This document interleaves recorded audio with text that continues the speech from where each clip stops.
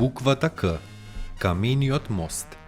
Овој мост е сместен во центарот на градот и ги поврзува плоштадот Македонија и старата Скопска чаршија.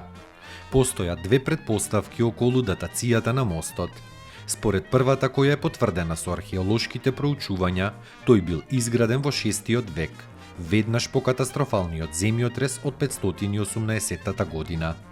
Во екот на градежните активности кои биле преземени низ сета империја од страна на императорот Јустинијан I.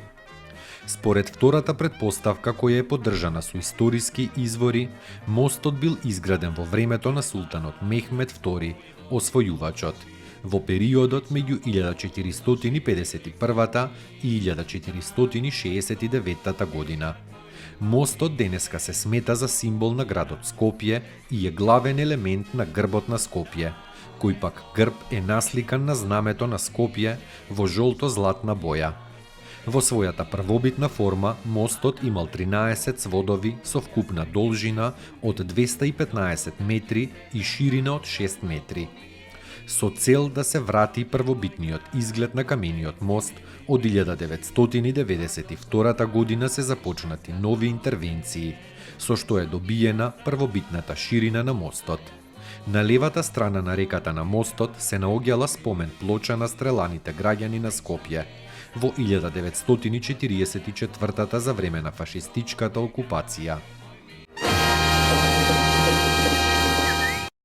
Катланово предел.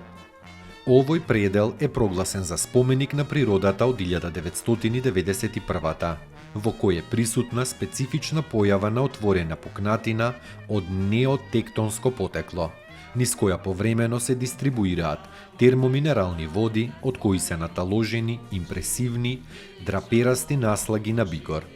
Должината на пукнатината изнесува 350 метри, а широчината на отворот е до 30 сантиметри. Оваа тектонска хидротермална појава представува реткост не само за Балканскиот полуостров, туку и во Европа. Римјаните овде изградиле многу отворени базени. Од масовната посета на бањата сведочат голем број ниски столови со кружен облик, всечени и исклесани во стените. За време на турското владење градени се покриени базени, така наречени водени куќи.